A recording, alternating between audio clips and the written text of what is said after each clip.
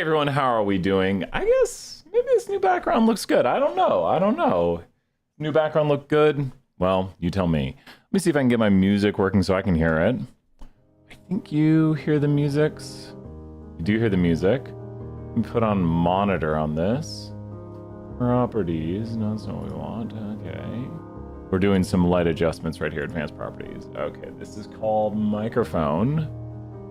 Microphone should have monitor on and out. Can you hear it now? Oh, we got double. The music is doing it too. 1 2 1 2. Doing some testing. Okay, there's 1 2. Okay, music has it. So does microphone. Oh. Let me go to main music. Main music. Okay, we're gonna delete this. Okay, then we got this. 1 2 1 2 1 2. We're not echoing. And microphone. It shouldn't be echoing. Might literally go listen to the stream here for a second.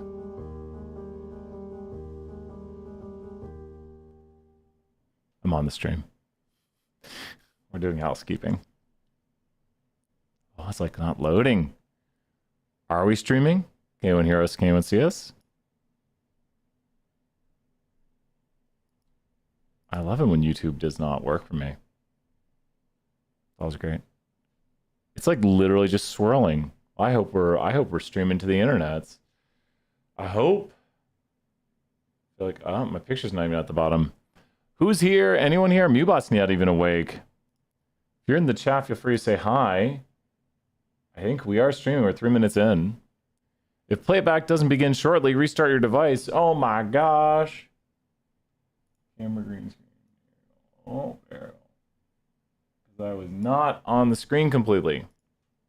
Well, I think we're on the internet, so we just need someone to be here and say, I can see you, Brian. Amazing start to office hours. Oh, we'll assume we're working. Oh, hey. It kind of shows, but it's like being weird. We don't like it when YouTube's weird, but so it shows we're streaming. Doesn't show interruptions to the service. And once again, my video, here we go. Once again, we're fixing that. And no, it's not doing it. Camera. There we go. I think it's got it.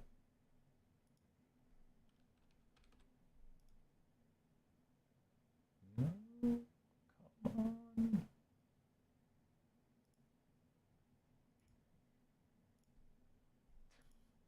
I have too many things on here. Camera green screen. Background. Lock that. I gotta lock things in place. Camera green screened. No. I'm waiting for someone to say they're here. Camera pause. The Mubot. Questions. Kahoot. Ooh. That's Wacky Wednesday. Camera green screen. There we go. We got it fixed. Okay. And can I see the video now? I'm worried we have an echo. That's what I'm worried about. Yes. I was playing. Well, it shows it's streaming. Well, no one's here. Let's get some people in the chat.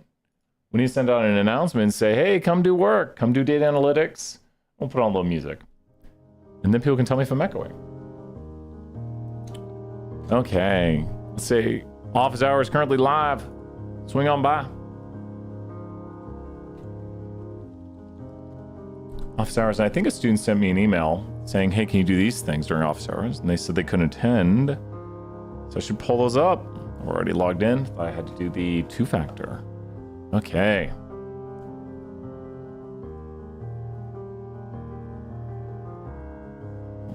Office hours. Office hours currently live. New announcement.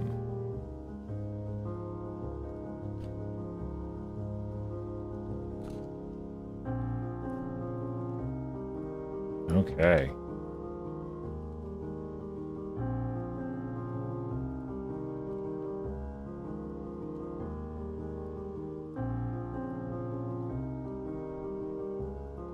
When no one shows up, I'm like, am I streaming to the internet? Am I on the internet? Let me go find that email. Here we go.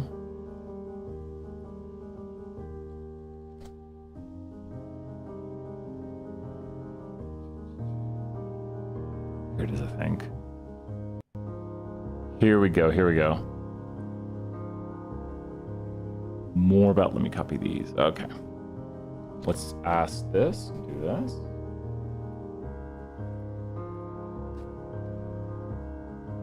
Now words being weird. There we go. Good morning, Nima. Drop some questions in the chat. We'll throw some Mubot points for you here. Let's hop onto the main screen. Words being weird, everything's being weird. It's just how it goes. Let's go ahead and start with 320 questions right here. 7, 4 to 3. Wyatt, good to see you. Took stats last semester while you weren't. Oh, thank you. Wyatt, thank you so much. We'll throw you some points. I greatly appreciate that. So, I really appreciate that.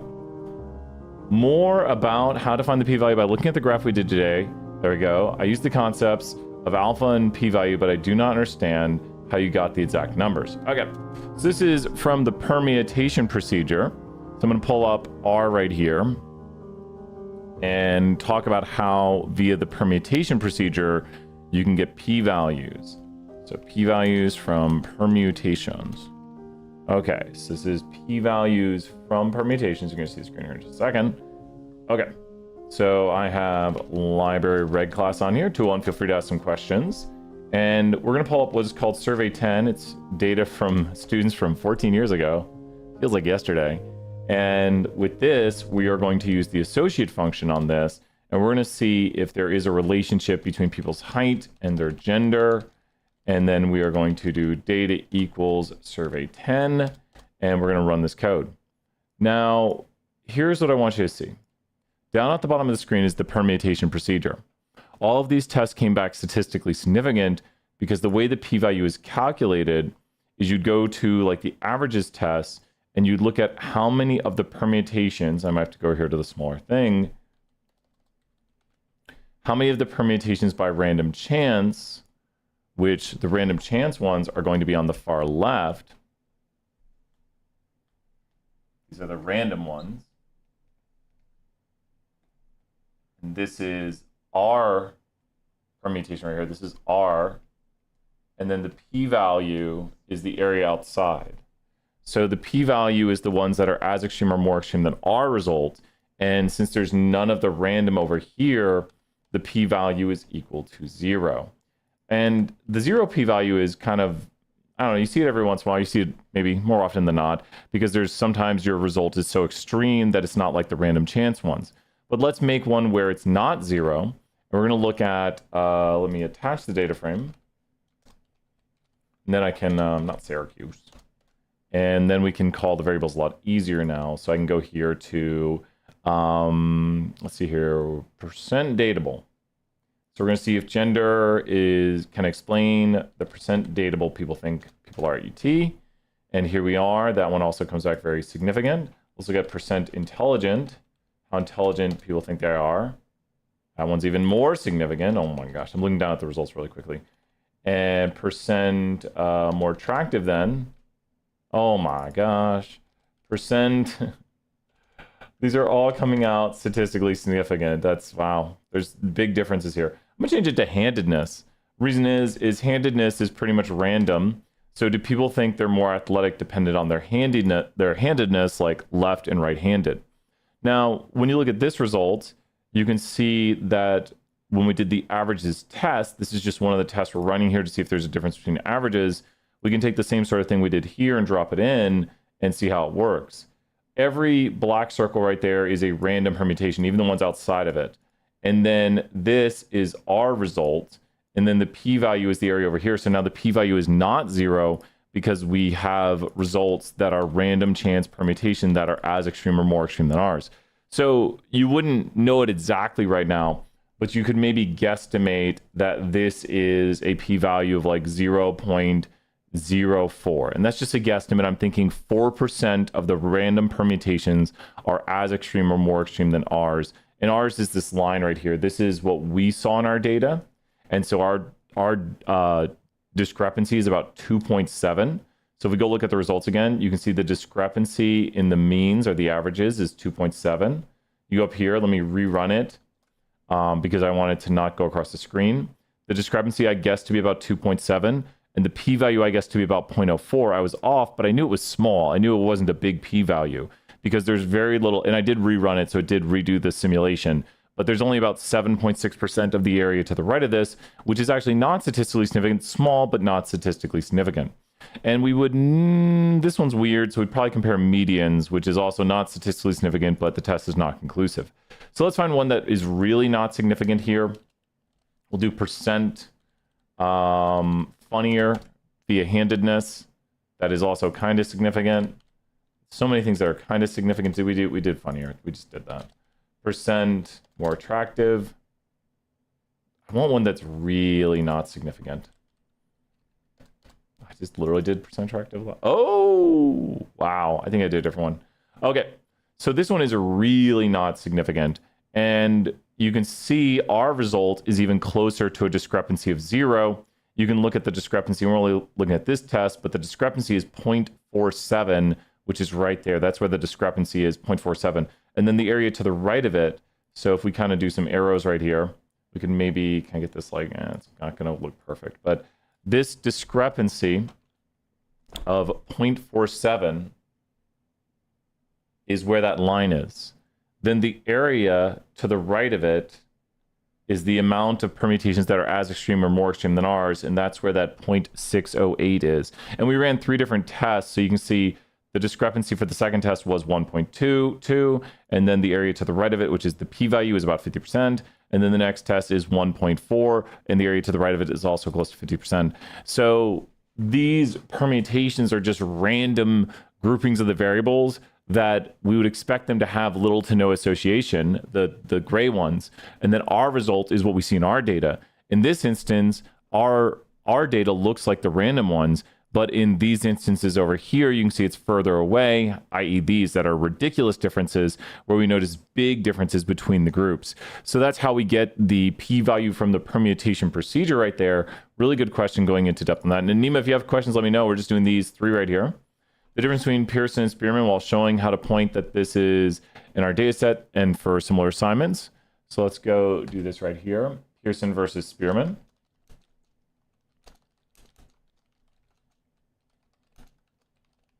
So we're actually about to do correlation coming up in 201, and correlation is only between 2 quantitative variables.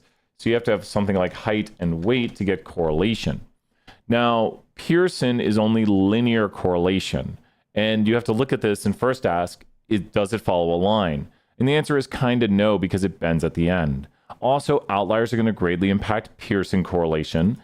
And also, we don't want things like heteroskedasticity or plot thickening. We don't want the plot to get thicker and thinner, which is hetero, differing skedasticity spread. We want homoskedasticity, not heteroskedasticity. And what I'm talking about is the thickness. Like if I were to go around this plot and we were to look at the thickness of it, it seems to get a little thinner towards the top side.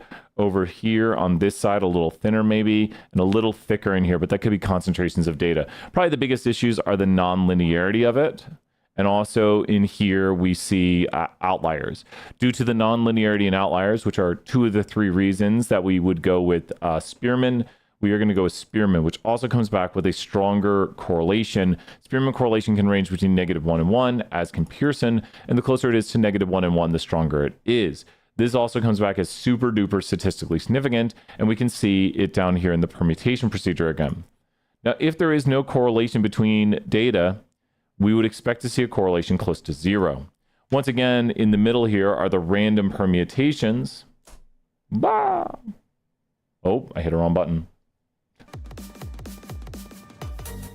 We had to do it. We had to. And then this is our result. That's our result. And then on the other side, and these are two separate tests, this is just as extreme. We'll put just as extreme. So these are just as extreme on the other side because a correlation of negative or a correlation of 0.6 is just as extreme as a correlation of negative 0.6. Now the p-value can be calculated by the amount of permutations that are outside of this. And on both these tests, these are two separate tests, it comes out to 0 because none of these permutations are on the outside. And we could do one where it is kind of random. If I do like text per day, like how much you weigh and your text per day, we'll probably see, and there you see it, our correlation was negative 0.04. How do I know that? Oh, it's negative 0.03. I was guessing looking at this. You can see about where our observed correlation is. The red line is the observed result. And then one just as extreme as a negative 0.03 would be a positive 0.03. And what's funny is Spearman comes back with something, but even then it looks kind of random. Even though Spearman comes back as statistically significant and we're confident in the statistical significant, it's a weak negative Spearman rank correlation. And the way Spearman rank correlation works is you would have maybe the tallest person in the data set is like 8 feet tall. Well, then if there's 100 people, they would just be ranked 100. So as The Rock would say, it doesn't matter. It doesn't matter how tall they are because they can't be an outlier with Spearman rank. So you literally put everyone in a line. If you have 10 people and you say, how much money do you make? And this person makes $1 billion. Well, then their rank is 10. And that's how Spearman deals with outliers. So if you have things that are far away, they can't really have a big pull on a Spearman rank correlation because the biggest value they can be is how many individuals there are in the data set. Meanwhile, with actual correlation, you could have text per day and someone could say, I do 1 billion texts per day. Well, if you have a data set of like 600 and how many? 699 observations, they would just be observation 699. If they do 10 billion, they'd be 699. So if you think, why do you use Spearman for outliers? Well, it deals with extreme values by turning them into a rank, which then you can't be too far away from the other ranks. The distance between each rank is only 1. What do we mean by rank? Literally putting people on a line and saying, how much do you text? How much do you text? How much do you text? Okay, you text the least, you text the second least, the third, the fourth, the fifth, the sixth, the seventh, and you convert the values of how much they text into a rank, and that removes any sort of extreme distances between individuals. Also, nonlinearity. Then you would have something maybe with a nonlinear pattern, which Pearson is meant to work with linear. Spearman can work as long as the rank goes up or down in a monotonic fashion. And that's a huge word to know there, monotonic. Make sure to know that. So one thing I'm going to do is I'm going to go to OpenAI. I'm going to say, I want this. Let me go here. Hello, ChatGPT. We're going to go here, drag OpenAI over to the main screen, stay logged out on this computer, and say, make this code into ggplots that look amazing and show the linear and non-linear trend. Also make sure to add values of the Pearson and Spearman correlation to the graphic. Return a ggplot version and a plot mini version. Okay, copy our code. I did shift enter right there to move it down forward, and it's making sure I have my packages installed, create the correlations. There's the Pearson correlation, there's the Spearman correlation. It's calling from the data set. I give it a lot of structure, so if you write a good bit of code, it can see what you're using. So now we're going to store these values. I'll pull that right there, and there's the values we just found. And we should have done height and weight. Well, we can go back. I'll just change this to height. Height. And it's funny how it's doing this. It could have used the attach, but it's being a little bit better. There we go. There's our correlations. We're going to have to change them again. It's using those as a reference point in the data sets because it's going to use them here where it says paste the value to 2 decimals. There is that plot. And let's go right here. Looks pretty good. I want to change the Y to height. I think we're good. It's going to give an axis and height. And then the Y is height. And it's doing theme minimum. Let's show some of that. ggplot. I didn't call ggplot library. And if you're here, we can do more work, whatever class you're in. There we go. Pretty nice and easy graphic showing the Spearman and Pearson. It did probably the LOS function, or there it is, LOS, local estimates to create that right there. And there's a smoothing parameter you can do, but we now see there is a nonlinear trend to this, and we see the linear trend. So the red one is the nonlinear, and the blue is the linear trend. So hence why we're using Spearman on this. And I would explain that to the reader. That's /n for new line. That's what that code means in the HTML code, I guess. Maybe. And what I want to do now is I want to say, make this plot way prettier. Let me go here and say, this is good, but make it way prettier. Way prettier. Good grammar. This is good, but make it 10 times prettier. There we go. Do that. And while it's doing that, we'll go and grab this code, the Plotly code. And it doesn't need to recalculate.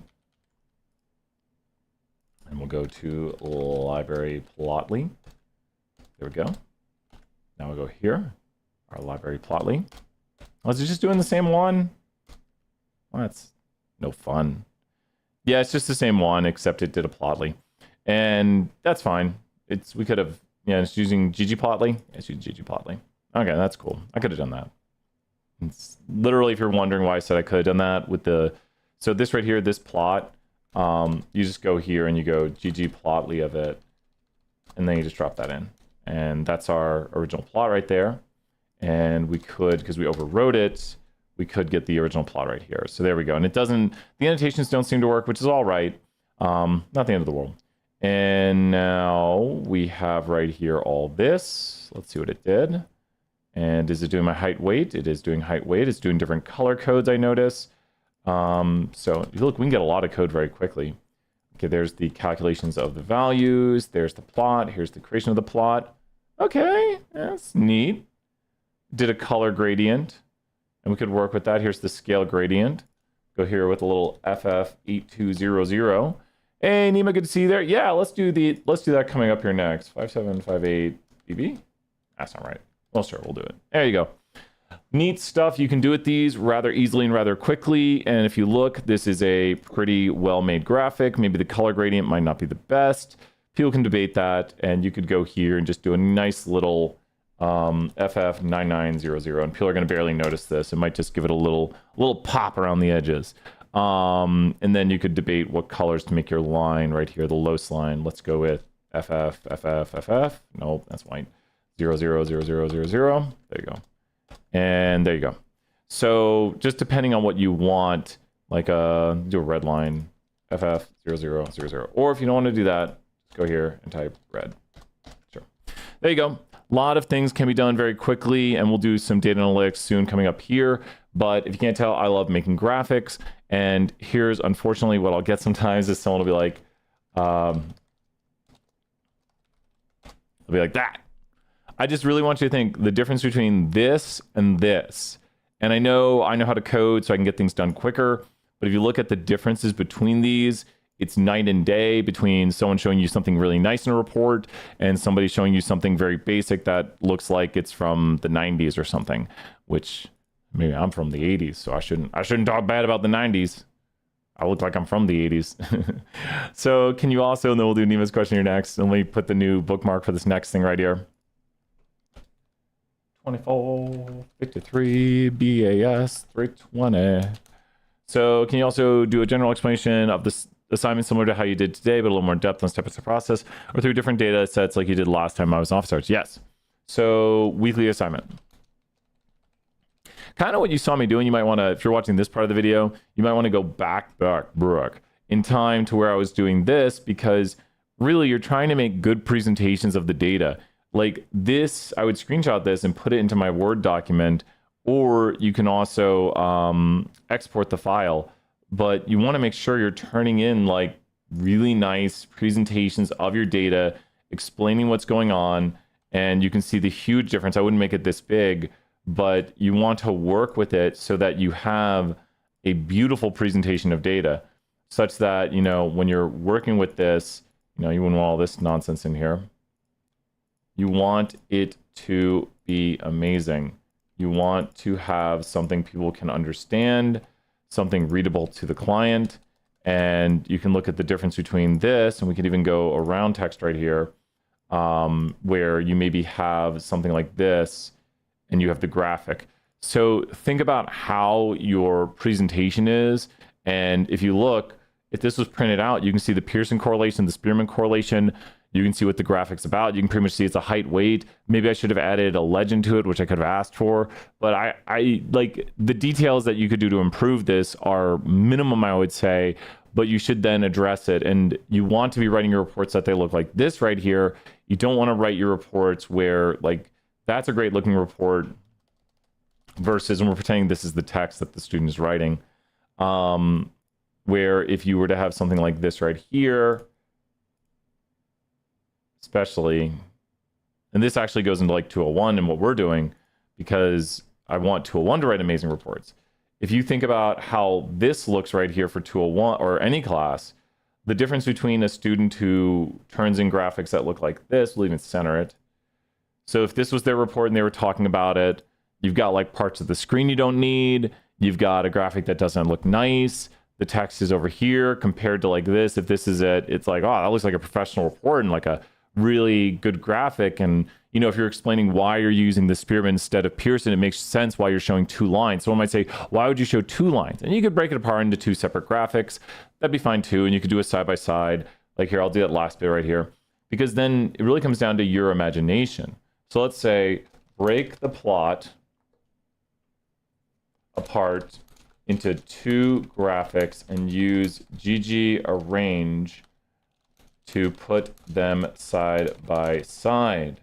I want one graphic showing the linear and one showing the Los line. There we go. Break the apart. Break the graphic apart. Okay, it looks to be doing it. And there's the linear plot, linear trend, and Pearson. Now it's going to do the Los method right here. And this is going to use GG arrange at the end. It's going to make both plots and use GG arrange. And I know you wouldn't know to do all this, but this is why I come in and ask questions. Say, well, how do I do this? Where should I go? What should I be thinking of?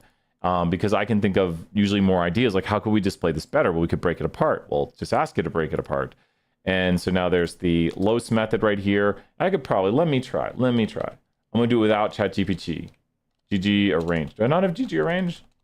Oh my gosh. Many computers. GG arrange. Is it arrange? No package GG arrange. Well, I got the package name wrong. Okay, where's GG arrange? There's GG arrange. Oh, is it just in here? Like, is it just a function that we have normally? No function GG arrange. Let me go look up GG arrange. Did I dream it up? It's in ggpubr.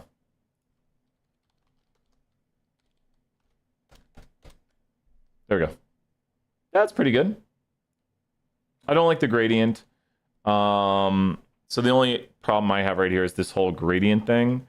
And so now I'm going to go in here and I'm going to remove scale of color gradient by just adding a hashtag on it, and go up to the other scale of color gradient, remove it with a hashtag right here, and rerun my plots.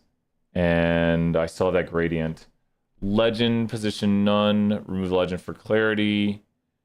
And there should be another way to remove the legend. Yeah, I could work on this. That's not bad. It's pretty good. And then the linear trend, we need a different color on the line. We'll go here to red. Red. Do we do it? There we go. That's sharp red. And you can see right here just the different things we are doing, the different things we're capable of. And this is what you want to be thinking of right here. So maybe we go green on the nonlinear trend. So red, and then we look at the nonlinear. So the color line is going to be green. We got a little Christmas theme going on here. So thinking of things like this right here and what you can do and what you want it to be. And even we have the Spearman and Pearson below it, which is kind of what we want to show.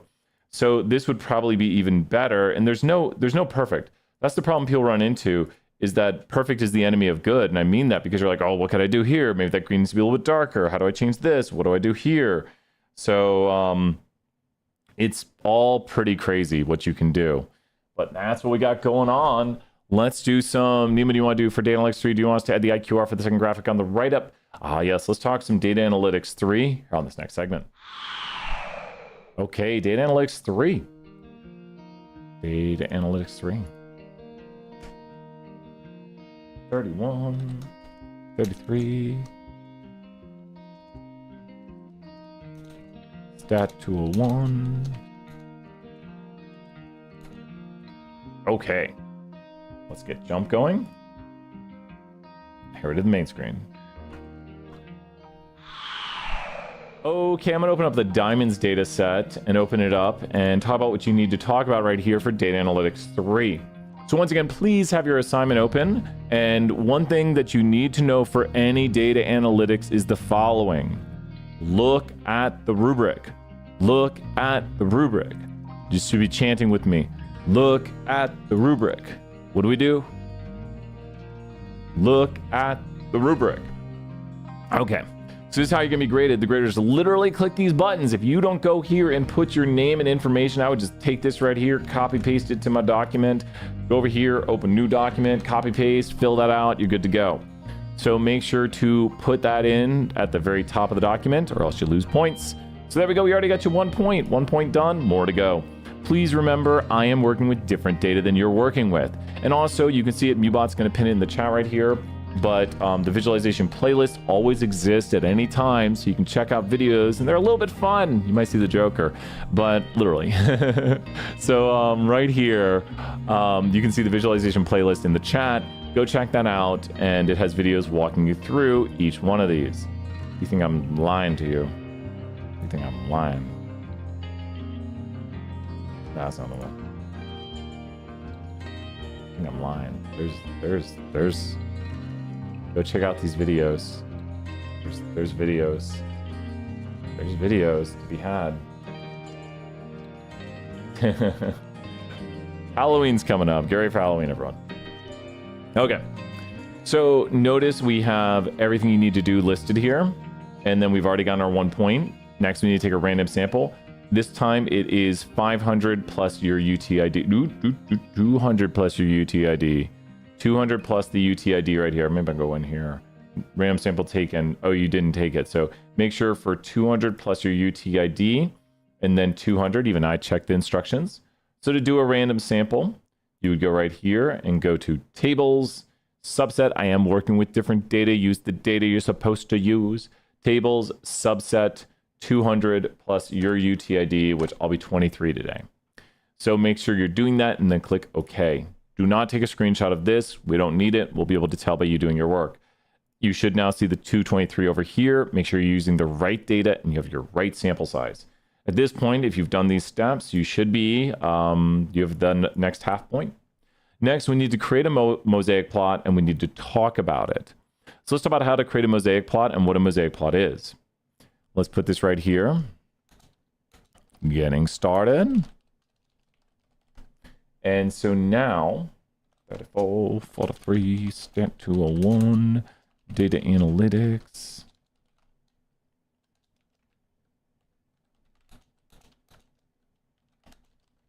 So for mosaic plots, anyone in the chat know, I just joined, are you doing that? Yeah, we're doing data analytics 3 right now. Yep. We're doing different data set, Jackie. Good to see you there. We'll throw you some points. So mosaic plots are a visualization of what data, also contingency plots, contingency tables, and stacked bar charts, and side-by-side pie charts. You see the green, you see how it lines up. Mosaic plots are a visualization of what data. Mosaic plots are a visualization of what data. Categorical, bivariate, because it's categorical X. That's the X variable over here on this part of the chart. That's the Y variable there. Bivariate, categorical. So you have to have 2 categorical variables. You got it. So with this right here, I am doing different data than you, not the same data. And we're going to go here to analyze fit Y by X. Analyze fit Y by X lets us do bivariate relationships, unlike distribution, which allows us to only do univariate. And so we're going to go here to fit Y by X, click on it. Next, you're going to select your categorical variables, not the ones I'm doing, not the one I'm doing. Some people listen to these or don't listen to them because they put it on mute. Don't do what I'm doing. So we're going to go here and I'm going to see if the Let's go to the grade of a diamond, like how awesome that diamond is related to the color of a diamond. So I am seeing, is grade explained by color, or does color explain why it's a certain grade? That's the way I usually like to say it. Is color explained why, does color explain why it's a certain grade? Okay, let's click OK. And you can see a big table, and you do see some differences right here. Like J has more included, which I think is bad. It's like, that's like a messed up diamond. And the very, very slightly included is more towards the G and the F. You can see this trend in the data. So what we're going to do right here is we're going to click on the table down at the bottom, and we're going to click here and deselect total percentage and deselect column percentage. So here is our graphics, and we could move this slightly like this, however you want it to look. And I'm going to decrease font size. Reason being is I'm going to show you a trick. I like to have my outputs side by side. To do that, click right here on the cursor right there. On a Mac, it'll be on the top of the window. You should see it. It's this little third one, and then click this. Now let go. Once you click it, don't drag yet, or else you'll collect more data. So once you've clicked on that, now drag and drop over here to the left, and you have side by side. So I like this right here. I wish I could just delete that. You can't. I just can't delete it. Because when I screenshot this, I want both of these side by side, and mine's more messy. I did a bigger data set. I'm going to go right here and screenshot these just like this. And that's the way your screenshot should look. Boom. Does that make sense? Yours is not going to be the exact same because I'm doing different data, but you should have your, you can have them next to each other. You can do whatever you want. You can do two screenshots, but you should have the count and the row percentages. And then we should think about what row percentages actually means though. When you look at the row percentages, I'm going to hover over one right here, and I want you to think about what it means. That says 62.5%. Take a look. That blue bar is 62.5%. That's because within D, 62.5% are slightly included, which is found mathematically by doing 20 divided by 32. That's how that's found. That is a conditional distribution. Given a diamond has color D, the probability that it is slightly included is going to be 62.5%. For our assignment, we did gender and party instead. I believe so. Yep, gender would be the X and party would be the Y. Great job, Jackie, right there. And you'll see very similar output, but then you'll say, you know, given somebody is male, the probability they are blah, blah, blah, blah, is blah, blah, blah, blah, blah. And you need to talk about these. Like I would say, I don't want to say too much because then people start writing exactly what I say. And I'm like, no. And then we have problems where it looks like we don't want people to cheat. So don't cheat because we'll find out. No. Don't send people your work. Please don't. This is probably the big one. This is the first one where we really start catching cheaters. Woohoo! There really is a relationship. I'm going to talk briefly. But here's the thing where people make mistakes on. Let me put it here because I don't want to say too much. Let's everyone copy. Cite numbers. What do we mean by numbers? Like that 62.5% is the group that has the highest probability of being slightly included. So I need to say that. I need to compare it to other groups then. Make comparisons. Show what relationships you see, if any. Like, what do we mean by a relationship? Well, which diamond is most likely to be slightly included?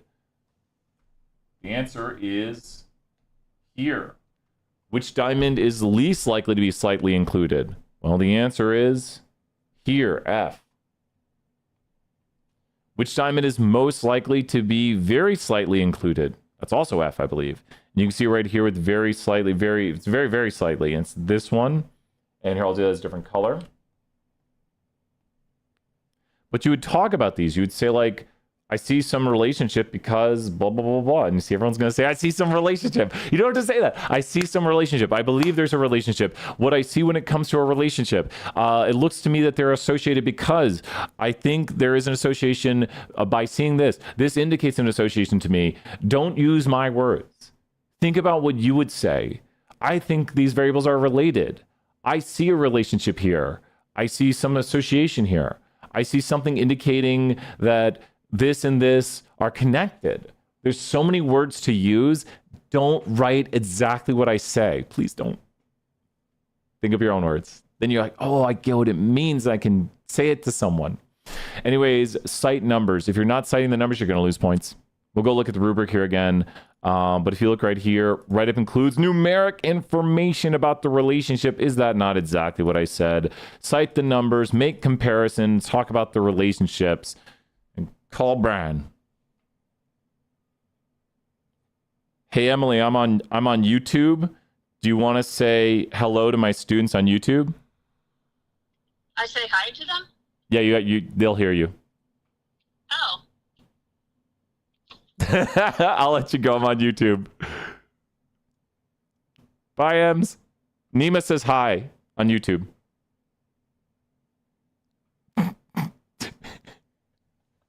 Raptor says hi. That was my sister right there. So shout out to my sister. Awesome sister. I'll send her this video and she'll be like, what?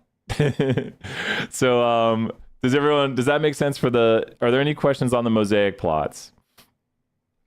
Are there any questions on Mosaic plots? How are we doing on that? It was a good time. It was a good end of segment bit right here. Cite the numbers, make comparisons. You should have the graphic and you should have your random sample. If you do this, you cite the numbers, you talk about what you see, you're going to have a good time. Reptor, Nima, Jackie, how are we doing on this one? Good stuff. I'm going to get the next note going.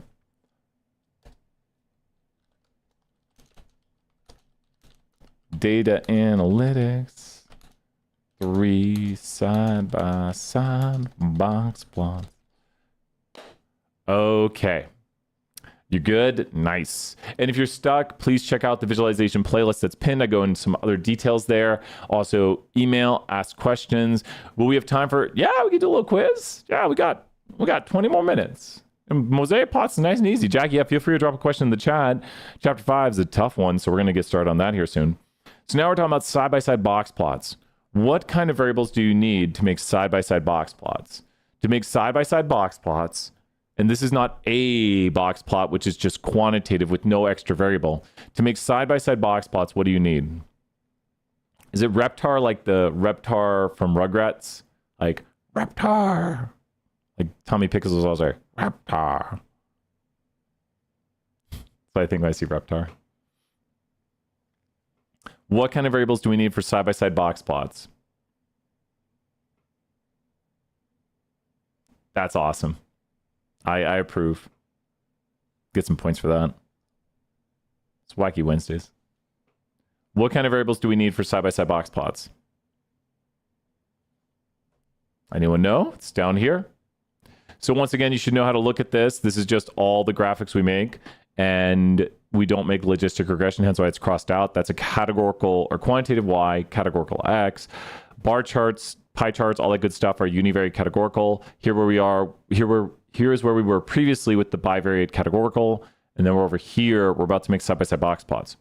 So what kind of data do you have when you're doing side-by-side box plots, which is a great way to compare multiple groups? Test question. Side-by-side box plots are great for comparing multiple groups and putting everything on the same horizontal and vertical axis. Test questions. Any thoughts? I'll just keep throwing test questions out there. Side-by-side box plots are a visualization of a categorical X with a quantitative Y.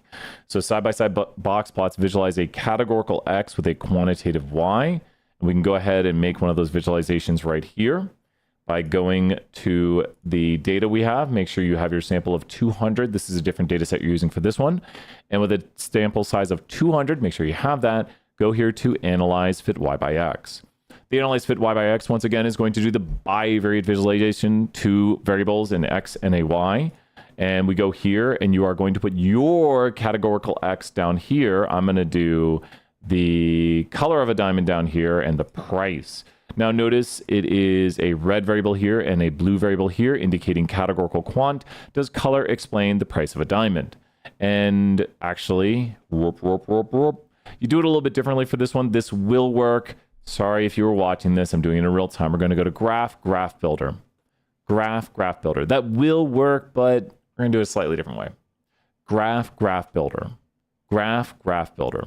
You can build any sort of graph you want here, like the one we were just about to build, and it'll look a little nicer. Graph Builder. Under graph builder, you're just going to do the same thing as the bivariate. Noel, good to see you here. Yep, data analytics 3.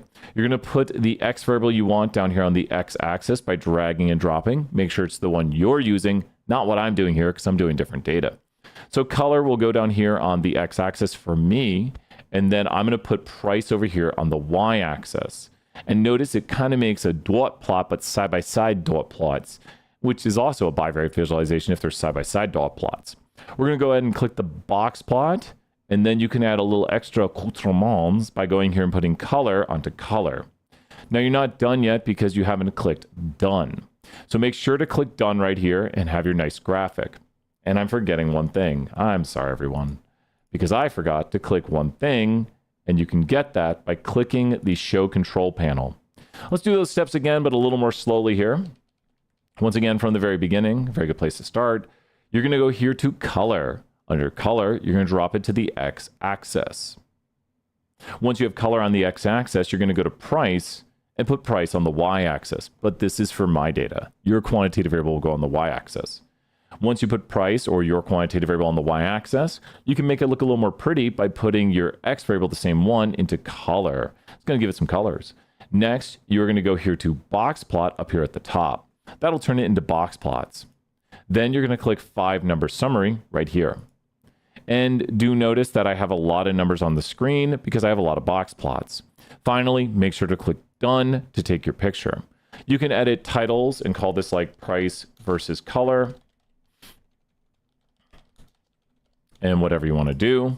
And you can even edit these. I found, I was working with this last time, changing the way this looked on the whole everything. Now, don't have something selected. If you notice that you have a data point selected like this and it's dimmed out, click somewhere in a white space and it'll deselect the data points. That just is selecting the data in the background. We can't see it, but there is a data point selected somewhere in here. There it is. And if you click away from it in a white area, you're going to see it's not selected. So now we want to screenshot this and talk about this. Box plots visualize the what? What is a box plot a visualization of? Oh, I missed color there on the bottom. We'll re-screenshot. Box plots are a visualization of the what? And feel free to drop a question in the chat because we are going to have time for a little chapter 5, it looks like. Box plots are a visualization of the what? So you have to think, what is this? What are these box plots visualizing for us?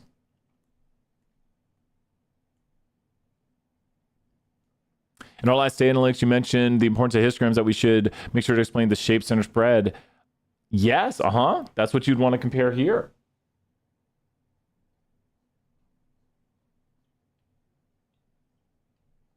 These all have a bit of right skew to them. 5 number summary. Good answers, Noel, right there. 5 number summary. You're on the right track.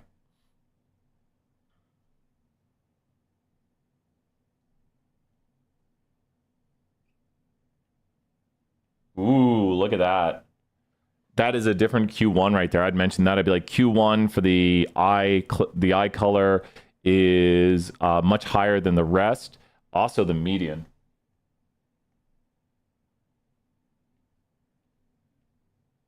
NH.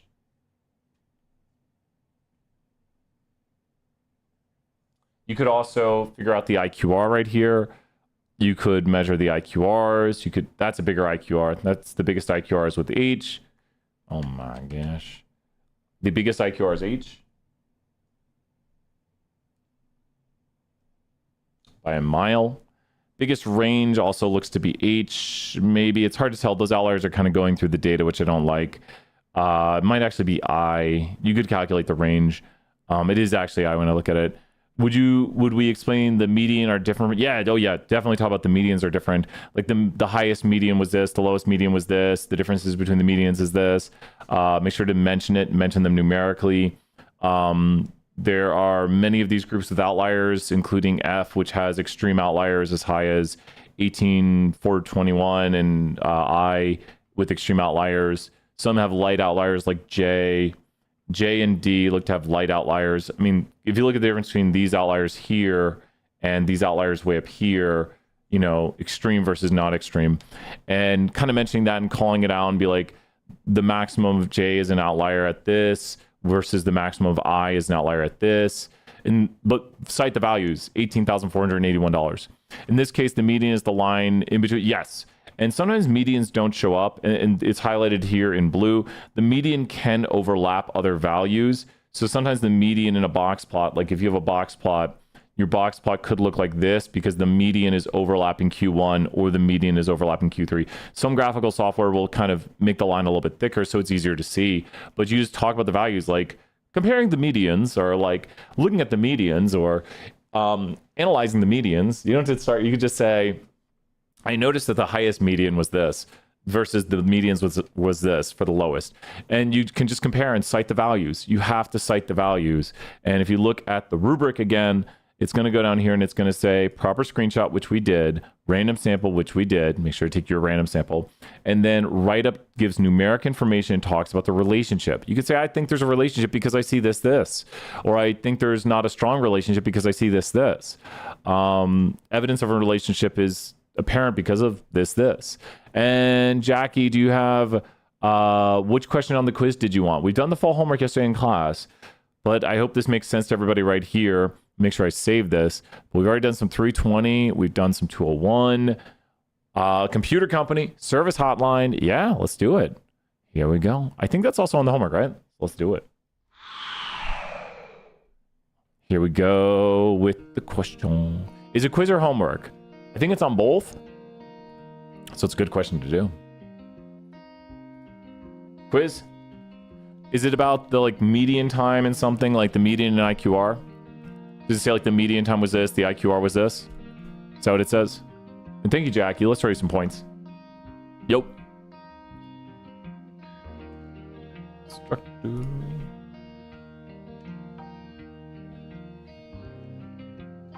Chapter 4. It's on the homework too, so I'm going to grab the homework version. I'll explain through it. I think it is.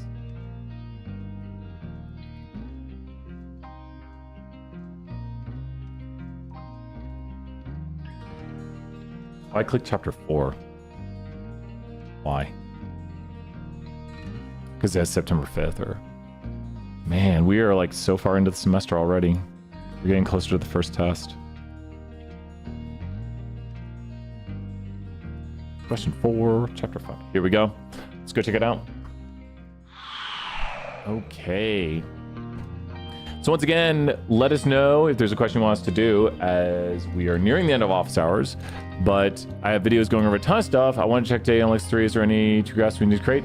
Yes, only 2 graphs. You create your Mosaic plot with the contingency table and the side-by-side box plots. So it's two graphic groups. Mosaic plot, contingency table, and side-by-side box plots. And chapter 5. And this is companies. Customer. Okay. So with this right here, this is about shifting and scaling of data. So I want you to think about this. A teacher gives a test. I'm going to do this version real quick. A teacher gives a test out of 10 points. He decides to enter it into the grade book out of 100. The median score was 7 and the IQR was 2. So what is the new median? What is the new IQR? Okay. So go ahead and try to answer this right here. A teacher gave a test and they want to enter it into the grade book out of 100. It was out of 10 points. The median was 7. The IQR was 2. What is the new median? So think about if you made like an 80 on the test, or you made a 70, because let's say you were the median. It was a tough test, very tough test. What will be the new median?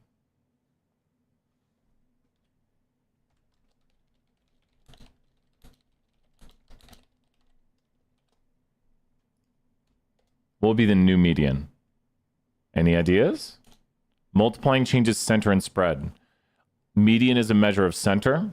IQR is a measure of spread. Because IQR is the range in the middle 50%. So, And I want to say this, if you can figure out this is the exact same question, just different context with more information added to it, like in the reasoning behind it. Yes, Jackie, right there, you got it. The median would be 70, and then what is the new IQR?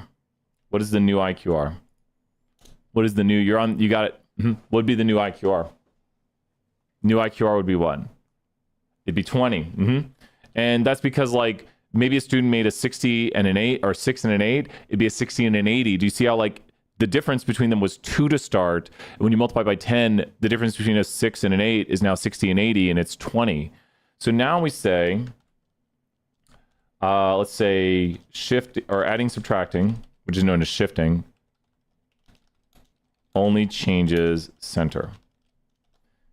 So we say, the teacher multiplies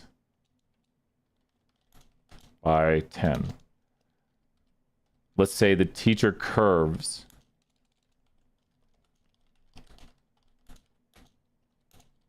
Okay, so now we're going to curve by 10 points.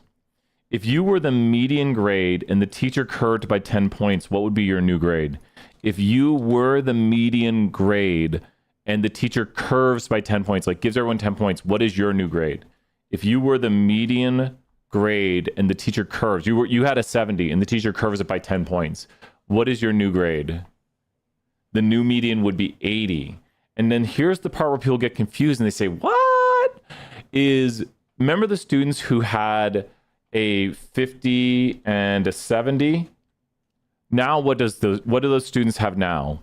If we curve those students, they had a 50 and a 70, they would now have a what? Like one student had a 50, one student had a 70, they would now have what? So if students had a 50 and a 70, they would now have what? And you'll see why I'm asking this. If they had a 50 and a 70, and then we give them 10 points each, they would now have a what and a what? Because how far apart are they? And then how far apart would they be if we give them each 10 points? They'd have an 80 and a 60, 60 and 80. So notice their distance stays the same. And this is because the Q1 minus or Q3 minus Q1, if you were to go here and, thank you. Mathematically, for those math nerds like me, it works out the following way, that when you have Q3 minus Q1, if you were to go here and add to each of these plus 10, well, the thing is that plus 10 just turns into part of the minus, because you have a plus 10 here, but you're just going to be subtracting it off. Does that make sense? So their distance would stay the same because this plus 10 is negated by this plus 10, because Q3 and Q1 both get the plus 10, so the difference would stay the same. So what is the new IQR if we give everyone 10 points? So all of this for me to ask you, what is the new IQR if we give everyone 10 points? What is the new IQR if we give everyone 10 points? And we got a lot of notes here. This is the thing to know. What would be the new IQR if we give everyone 10 points? Well, 90, the median went up to 70. So 70 was the median, and then we gave everyone 10 points, so the median is now 80. The IQR was 20. So what would be the IQR right here? And then look at this huge note. This is a very important note.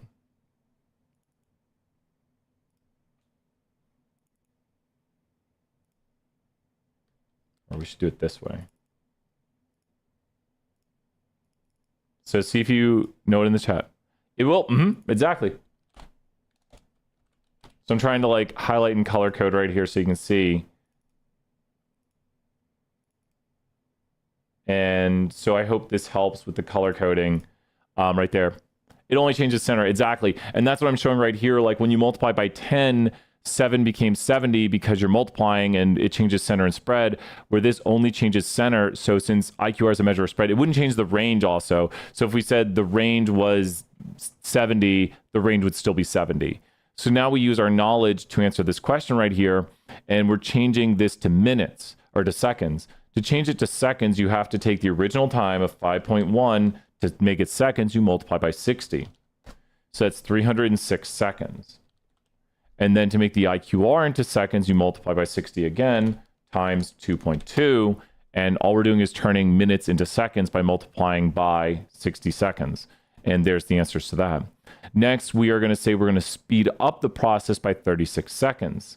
Well, that is going to make things faster. So 306 is going to have subtracted on it 36 seconds. And now it's 270. But remember, it only changes the center. It doesn't change the spread. And that's a great question. Shifting data by adding a constant does not change measures of spread. Standard deviation is a measure of spread. There we go. We did that question. We did that one too. What other questions are there? It's almost the end of office hours, but really good work.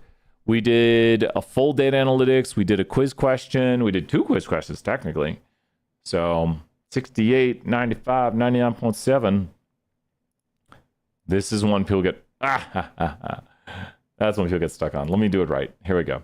68, 95, 99.7, 68, 95, 99.7.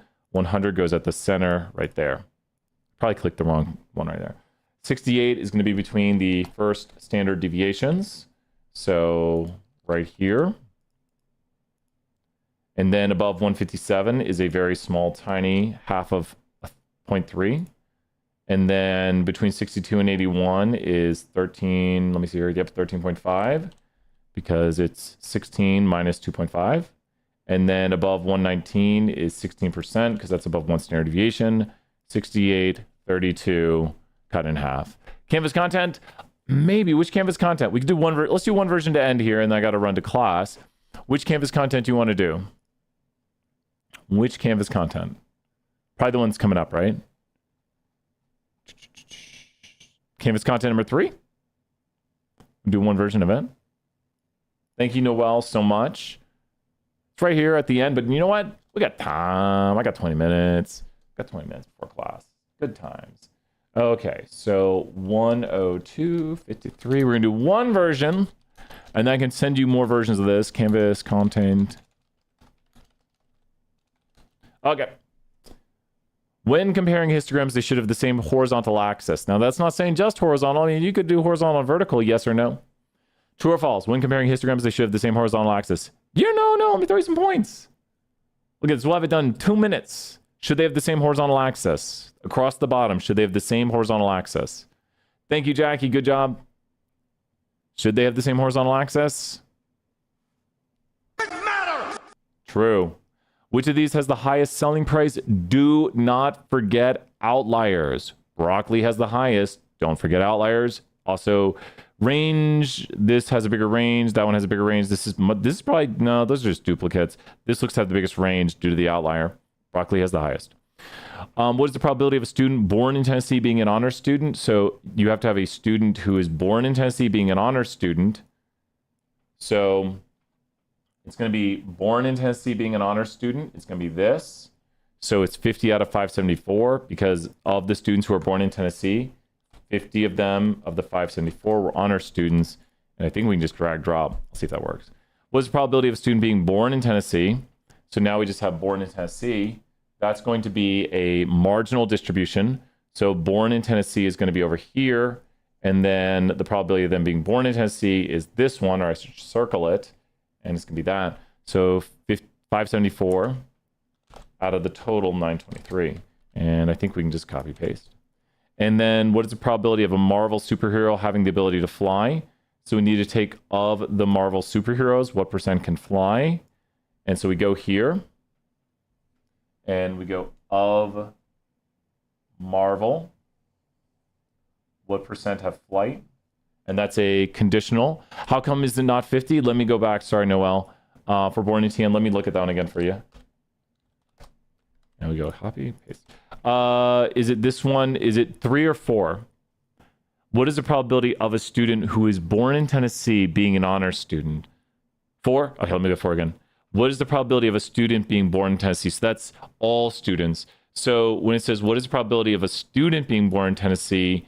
You would go here and you would only look at the born in Tennessee. You see, it says nothing about honors students. So it's only looking at the margins. So it said nothing about honors. This is a marginal distribution, which only looks at that information right there, hence why we call it marginal. So it says, what is the probability of a student being born in Tennessee? It says nothing about honors. The inside of the table is the bivariate relationship, like if they are honors and if they're born in Tennessee. But this is just, what is the probability of them being born in Tennessee? 574 out of the 923 were born in Tennessee. Does that make sense? So you only look at the margins because it's one variable. Because it just says, what's the probability of them being born in Tennessee? It says nothing about honors. Inside the table has the bivariate. So this has combinations of being honors and yeah. Yeah, and then the bottom here, the margin on the bottom is the probability of them being honors. We should get it. We're really nice on the decimals. We should get a 10 out of 10 unless I didn't do decimals right. 10 out of 10 because we've got some good boundaries on it. It says round, but you know, I would round if I was you. With that, keep up the good work and ask questions. If you're stuck on one, let me know. Bye for now.